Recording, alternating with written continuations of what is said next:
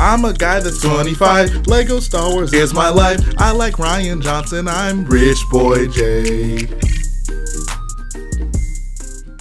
Alright, so when I first started filming this video, this was supposed to be just a question and your questions answered, and this was supposed to be a relatively short question, and it ended up not being the case. So instead, I decided to make my answer to this question just a video, because I really have wanted to get these thoughts across to people. People ask me this question literally all the time, and I just wanted to give you guys somewhat of a complete answer.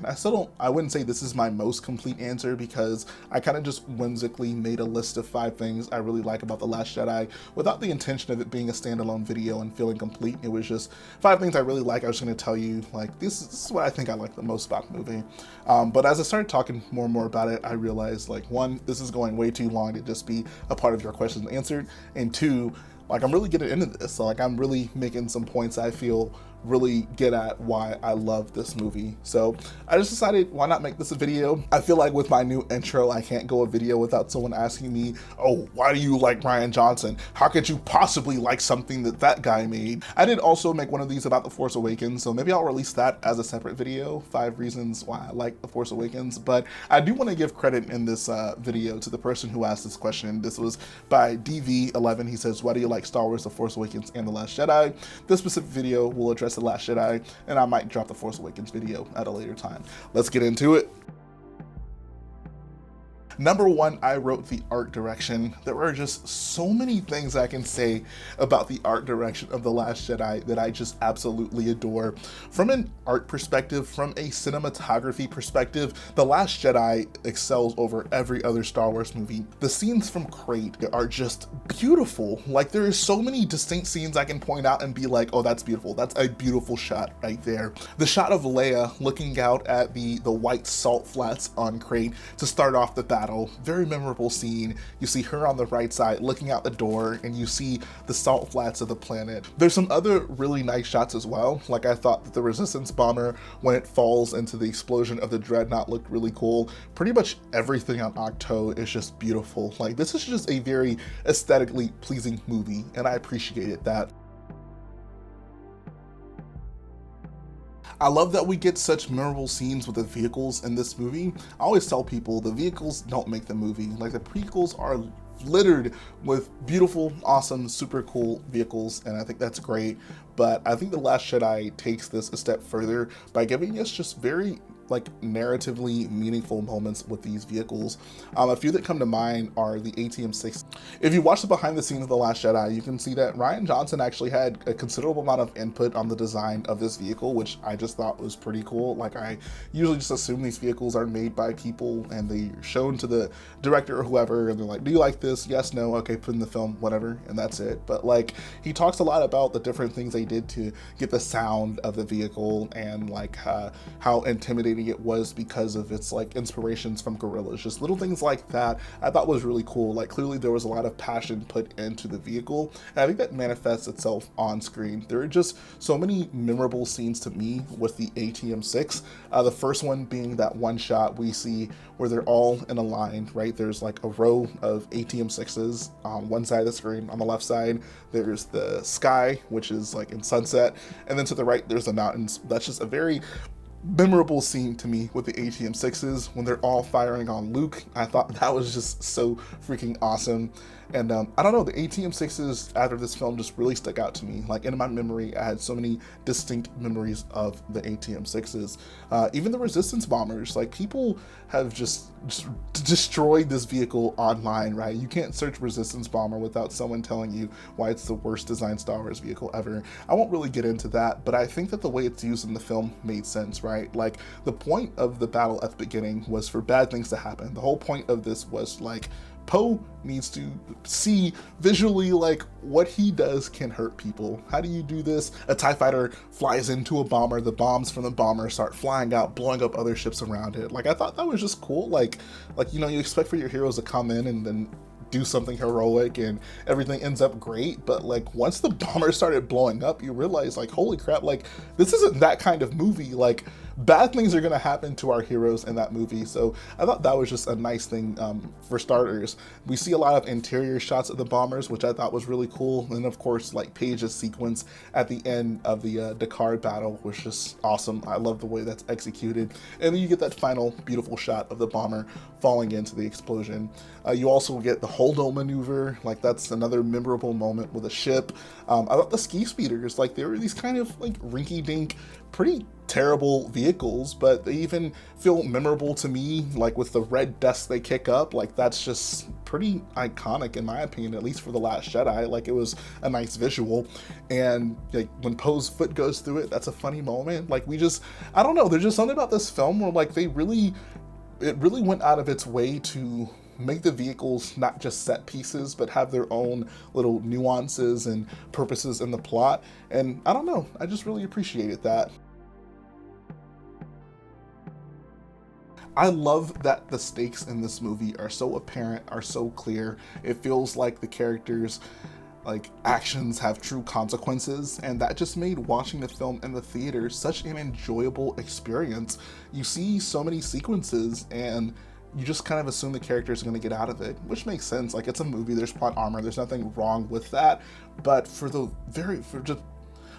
slight moments, like you could really feel for the characters in this film. For example, like I just brought up at the beginning, when Poe brings out the bombers and you think like, oh, they're gonna blow up the dreadnought and they're gonna get out of there, everything's gonna be fine, and then everything just basically goes like the worst way it possibly could. That really set the tone for this film, that like bad things can happen to these characters. Like you could really just feel when the characters were in trouble. The threats of the First Order felt very real and felt very imminent. I love that about this movie. Stakes to me are just super important in any story. Like if you don't really understand why what the characters are trying to accomplish is important and the repercussions if they don't accomplish it, then that just makes it for a less engaging and exciting story to unfold. But when you have things that happening like they happen in The Last Jedi, you're just sitting on the edge of your seat in the theater thinking like, holy crap, like how far is this movie willing to go? Like just how many people are going to die? And this movie literally goes as far as it can go. By the end of the film, there are like a handful of resistance soldiers left, and I love that. I love that it wasn't a foregone conclusion our heroes are going to escape even mostly intact, but like some real losses were had in this movie, and it made sense just from a narrative perspective, right? Because we want Luke to inspire people, we want new people to come and join the cause, we take our characters to their most desperate place and they somehow come out of it and they're better off because of it. I just like that for so many reasons. Next up, I really appreciate the iconic Star Wars scenes that The Last Jedi gives us. There's so many moments in this film that feel like big, like top 10 Star Wars moments, right? Like the Holdo maneuver sticks out as one. Yoda talking to Luke sticks out as one. Luke coming out on Crate and basically the reveal that he isn't actually there, but instead using the Force, like that sticks out as one. Kylo Ren killing Snoke stuck out as one. Like there are just so many what I feel to be big Star Wars moments in this movie that I'll remember, like just it's very vividly at the front of my mind for so long as a Star Wars fan. There are a lot of scenes that don't work for people from The Last Jedi, and I get that. Like the humor sometimes is off. I think the pacing is not nearly as good as it is in The Force Awakens. The Canto Bight sequence, I think, it isn't perfect, but there are things I appreciate about it. It certainly could be better. It could be more interesting, which is fine. But there are so many of these just big moments, these really significant moments, these moments that really show a great understanding of what characters we're dealing with and how we need to progress them, what they need to go through to become the people that we want to see them be.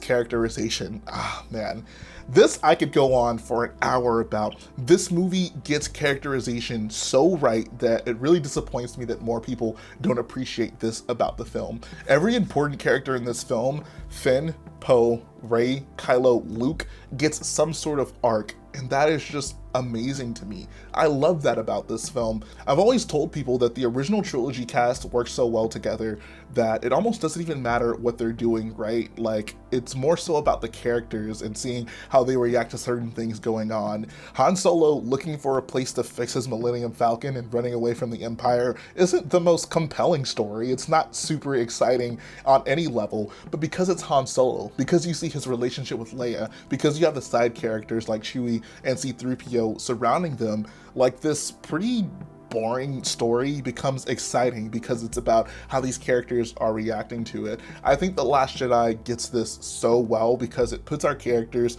through some pretty interesting things narratively, and we see how they grow from the beginning of the film to the end of the film. I always find it funny when people just say this movie doesn't accomplish things or it like ruins characters, because I think The Last Jedi does such a great job at really finding what's important to these characters, important to the growth of these characters, putting them through something that really makes them like reevaluate how they are and like what they need to be, and then showing how they grow from it at the end of the film. Like, I think if anything, Rian Johnson understood all of these characters so well, and I love that about The Last Jedi. It was very clear from The Force Awakens that Rey had a reliance on her family, a reliance on people she wanted to come back to her, but she knew they weren't coming back. So she seeks to find belonging in other people, be it Han Solo, and that is the fatal flaw of her character. It's never about her, it's about who she can attach herself to. She's literally willing to give up all her talents, like just sit on a desert planet on Jakku,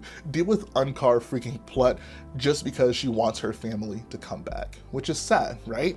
Last Jedi understands this, and it basically shows her that's not what you need. You don't need a family to associate yourself with to ultimately become what you need to become. The hero that you want to become is solely based on you. It's not based on where you come from. It's about where you're going, which I think narratively is just a very beautiful point, right? Like, we're so conditioned in Star Wars to believe like, oh, the Skywalker lineage is this very special lineage. And then Skywalker was made from the Force, so Luke has to be special because of that. Rey is the antithesis of this. It made so much sense to do your protagonist like this because this is basically the story of every other Jedi. We didn't need to know the lineage of Obi-Wan Kenobi, Yoda, or Mace Windu. They probably just came from like either humble homes or maybe even nothing. Maybe they didn't have great upbringings.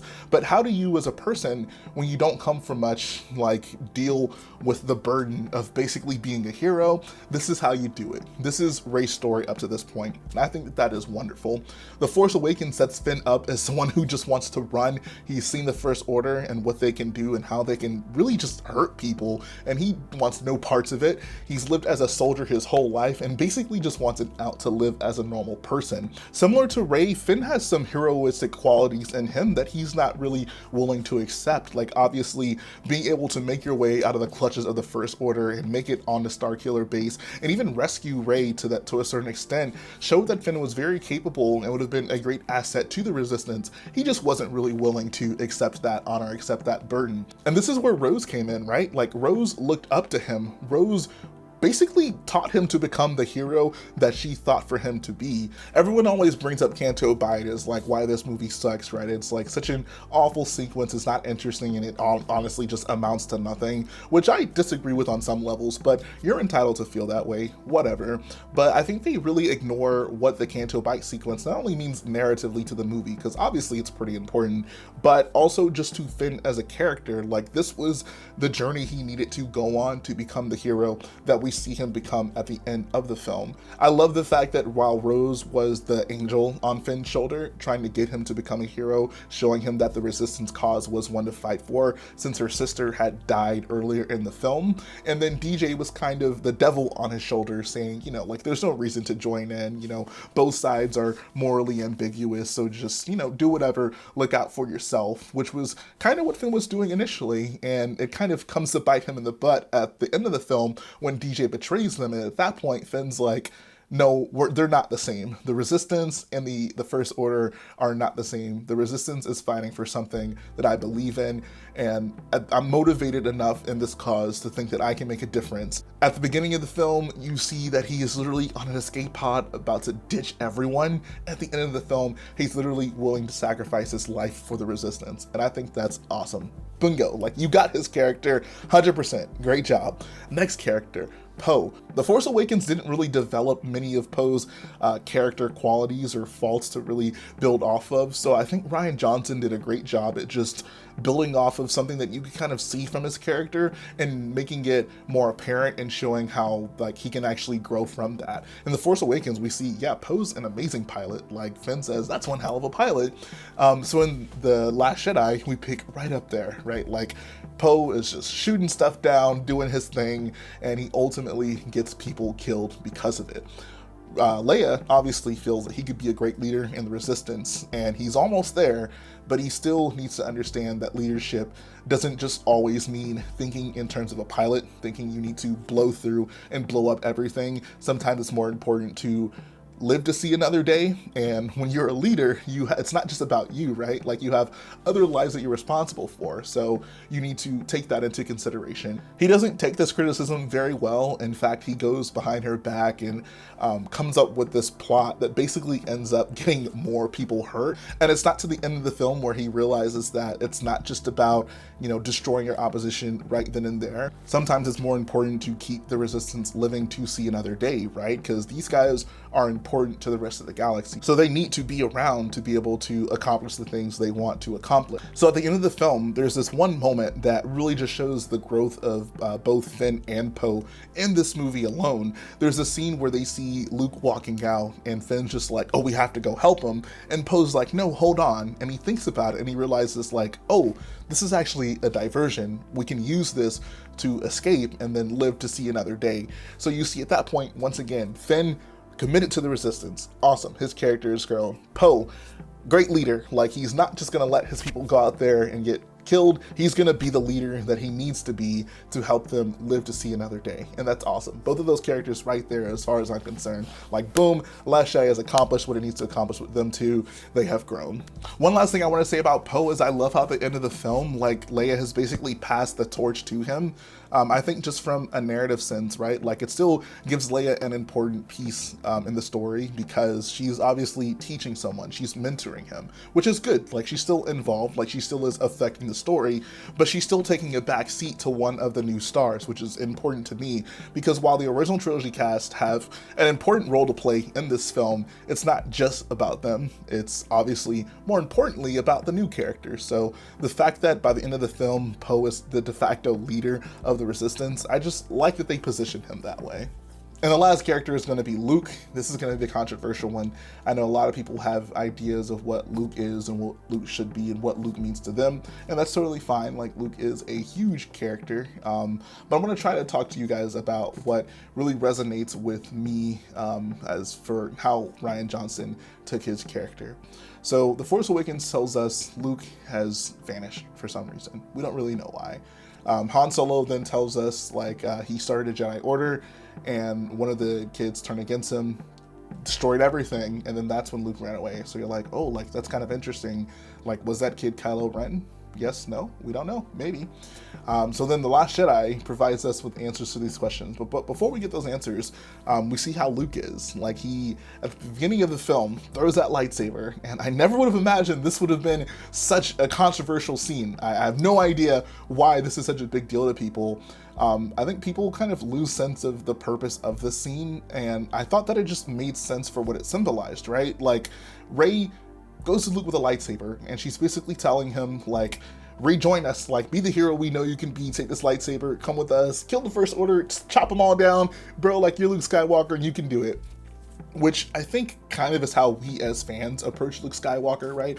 Like, we see him with his lightsaber and he feels godlike to us. He feels unstoppable to us. That's kind of just how Luke has evolved over time into this Goku-like character, and the EU definitely is a big proponent of this. And Luke takes the lightsaber and he tosses it. And I love this scene so much because think about Luke's character in Empire. When he goes into the cave, Yoda tells him, you don't need the lightsaber. Like, don't take it with you. You don't need it. That's not what you need.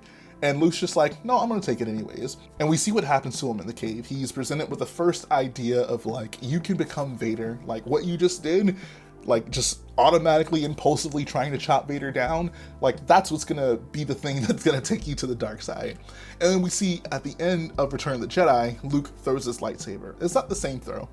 It's not the same thing. I'm not trying to argue that, but we see that Luke's defining moment as a Jedi is not him being Goku Luke. It's not him chopping down everything in sight that he doesn't like. It's him laying down his lightsaber, not giving in to temptation, not giving in to the dark side. So for Rey to approach him and basically trivialize all of his efforts, all of that he's done to the galaxy by saying like, take this lightsaber, like this is all you need to become the person that we know you are, and him saying like, you don't even understand the half of it. This lightsaber does not define me. This is such a small part of what's going on, and the fact that he just tosses it, I thought that was just a good moment for us to reflect in and kind of think about how we see Luke, how we perceive Luke, and what that lightsaber actually means to Luke. That lightsaber is important to us because we've seen its journey from Anakin to Luke, but in the context of Star Wars, it's just a weapon. It's just a tool. It's just something a Jedi uses, but that's not the end-all be-all. It's not the thing that defines a Jedi. It's not the thing that makes Luke a hero. Like I said, his most heroic Jedi-like moment was when he didn't use it. And Yoda tells him not to use it. Yoda doesn't even train him with it. So I like this as a just point in the story for us to kind of reflect on like, what might that lightsaber actually mean to Luke? Moving on, we learned that yes, Kylo Ren was the kid that destroyed everything. Luke looked into his mind, and I want to play this scene. I want to play this scene because so many people make jokes about this, say things that just aren't even true about this scene. So I want to just play it real quick so you guys can have it fresh in your mind what happens with Luke and Kylo Ren. I saw darkness. I'd sensed it building in him. I'd seen it in moments during his training. But then I looked inside, and it was beyond what I ever imagined.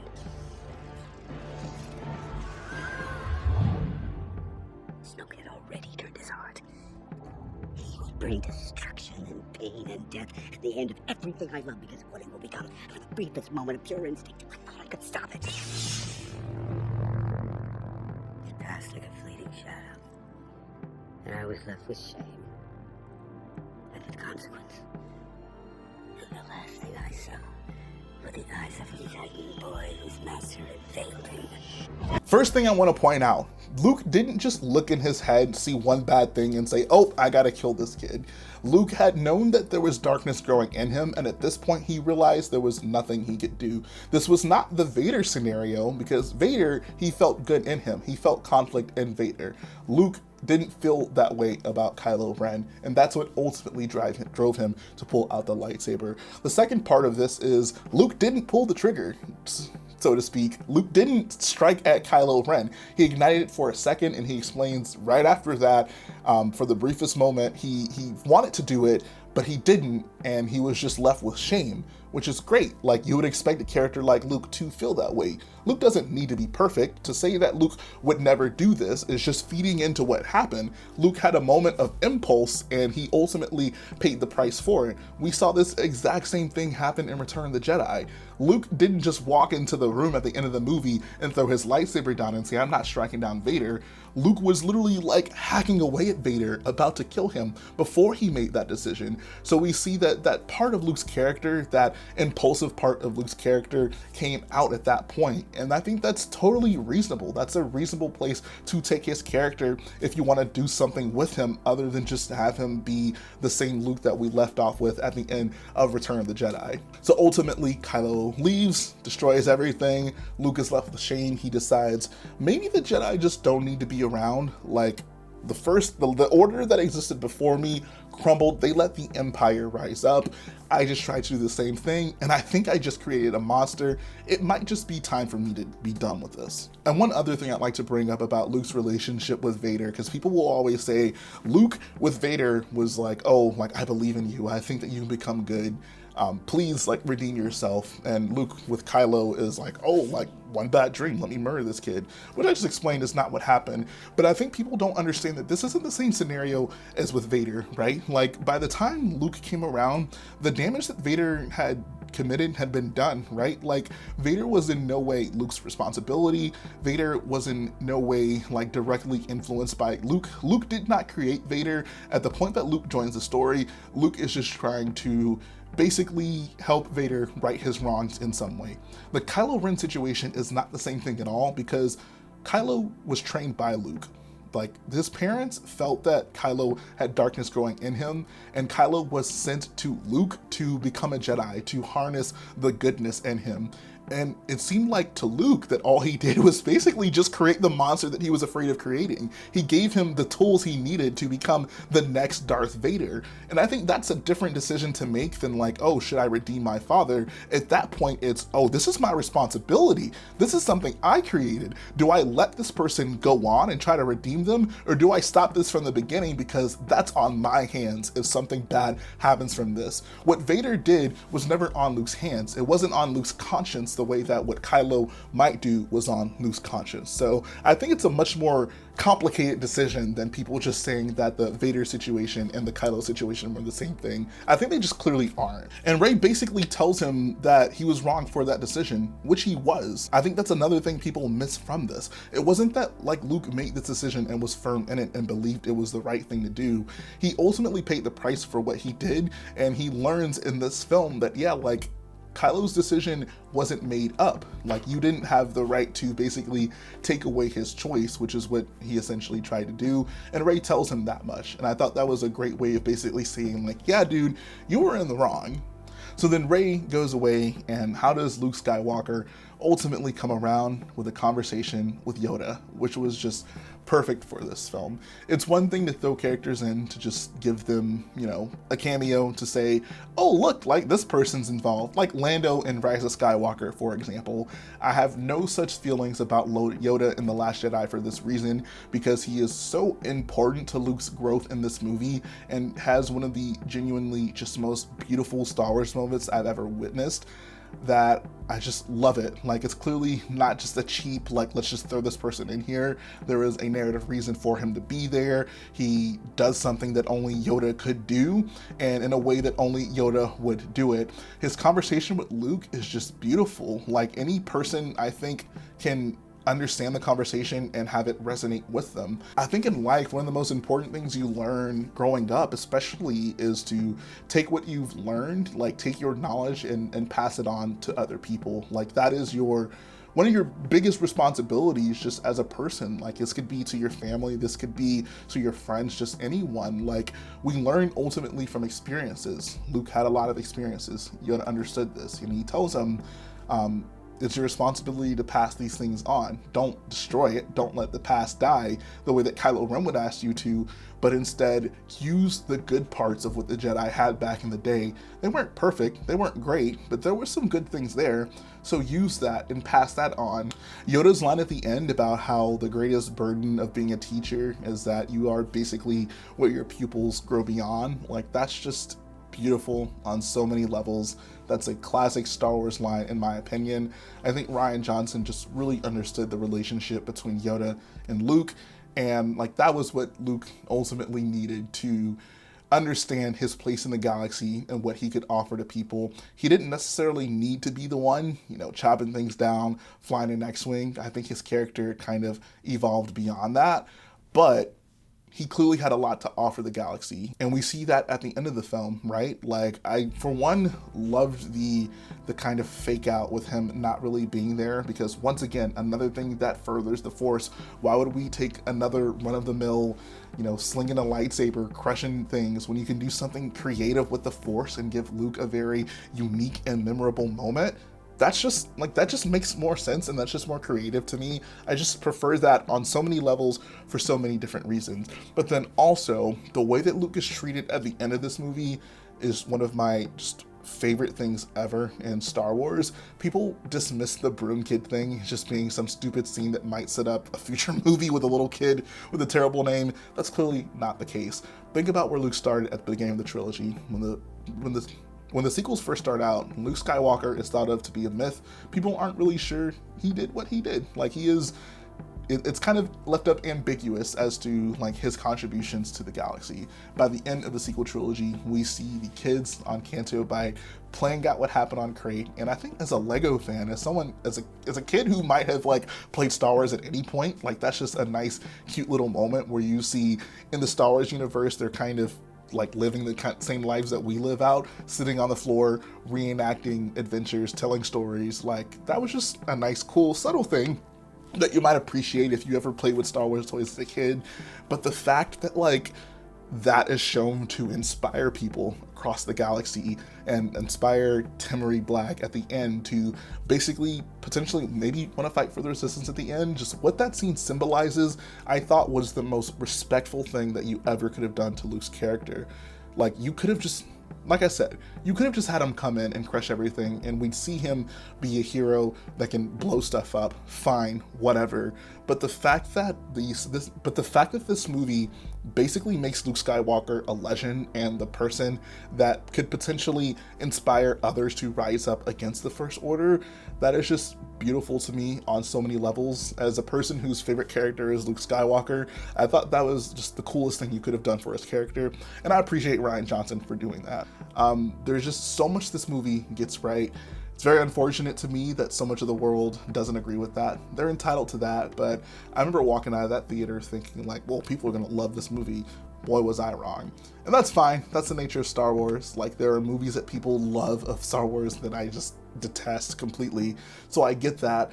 But if you are a person who hates The Last Jedi, hopefully you got something out of this video. Hopefully I've opened your mind to a few things. Maybe you might appreciate some things more. Maybe you hate it more. Who knows? But this was actually a really fun experience. So that's going to finish up the video. I love talking about The Last Jedi.